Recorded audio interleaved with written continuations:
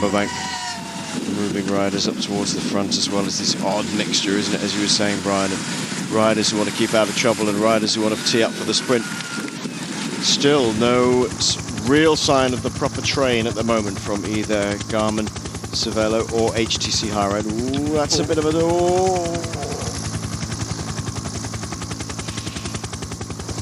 That's a bit of a bottleneck, one would say.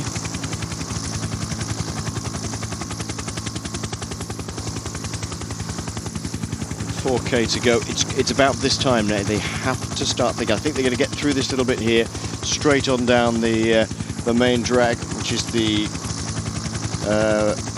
well, it's one road that runs into another actually, but there's one big long drag all the way down towards the finish. And now I think we're likely to see those two big teams and any others that want to get into the fray starting to drag things along. Bozic clearly feeling okay. They've been hiding themselves at the moment back on Soleil. Now got two riders on the front pulling along. And we said earlier, don't discount Bozic, because if he's in good shape, he's an aggressive sprinter and he can turn in a really good one.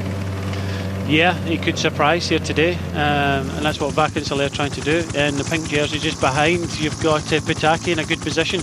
We have got a couple of corners coming up. I think after these next couple of corners, it does straighten out a bit, and all the way to this kind of final corner. So, but again, no team. You've got Hondo as the first of the pink jerseys. Pataki sitting there in fourth place in a good position, but no team really taking control at the front. A lot of the Garmin, Cervelo and the black are sitting back, but again, it's Vacansoleil at the front trying to control things for their sprinter Bozic.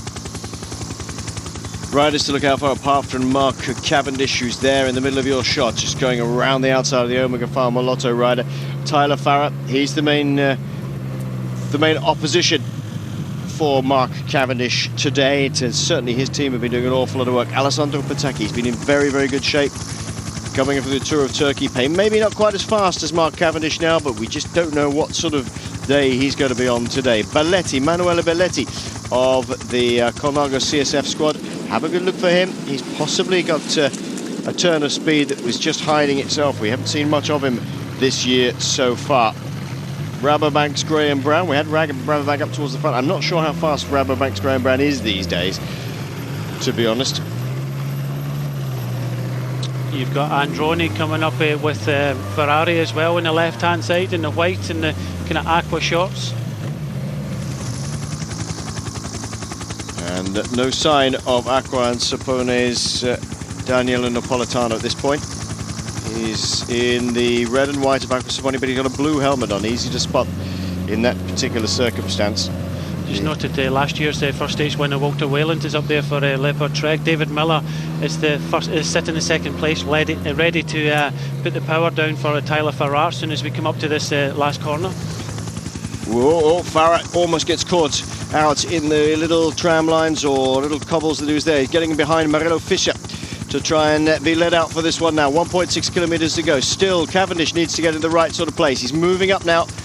Napolitano, yeah, on the left-hand side. Cavendish won't want to be behind him, for sure. Napolitano in the red and white with the blue helmet is just ahead of Mark Cavendish. The man from Colnago, who was just slipped back a little bit, is Sasha Modolo. Driving along on the front at the moment, it's Garmin Cervelo's David Miller. Head down, typical style. There's Farah just behind the Brazilian national champion as they go through the last of these bends. This is the one everybody had to be careful of. And Garmin Cervelo are really working this one hard for Tyler Farah. Where is Mark Cavendish? Has he been distanced a little bit? I think he's going to have his work cut out. There's still some room to do that. Bozic sitting in. At the moment, Garmin Cervelo playing this one absolutely perfectly at the moment. Hondo coming around the outside for Lampre in the pink and blue with Alessandro Pataki just behind him. There's still time to go. Fischer looks over his shoulder to see where everybody is. There's a lot of switching going on here, one side to another. Now opening up Hondo looks around him to see where everybody is, moves across to the front. Radio Shack coming through the middle. Oh, now HTC suddenly open up on the right-hand side. Pataki gets in front of Mark Cavendish, who's having to go around the long way. Can Cavendish overhaul Pataki? He's on the right-hand side. No, Ali Jet's going to get it.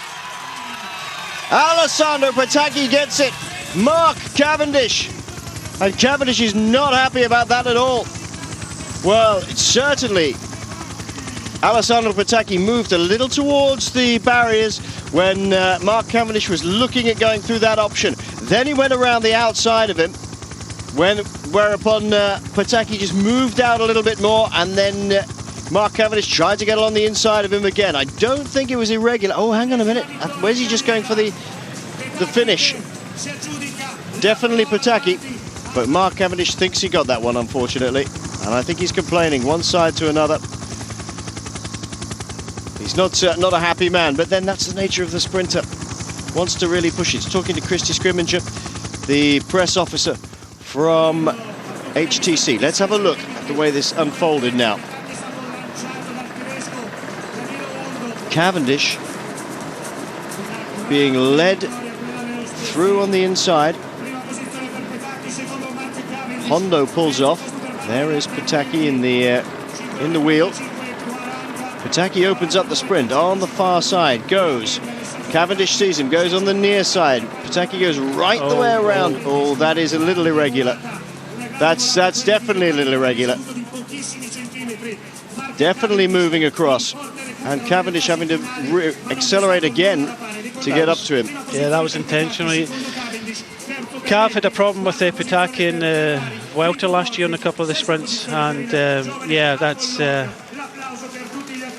I don't think he's going to get anything done with that.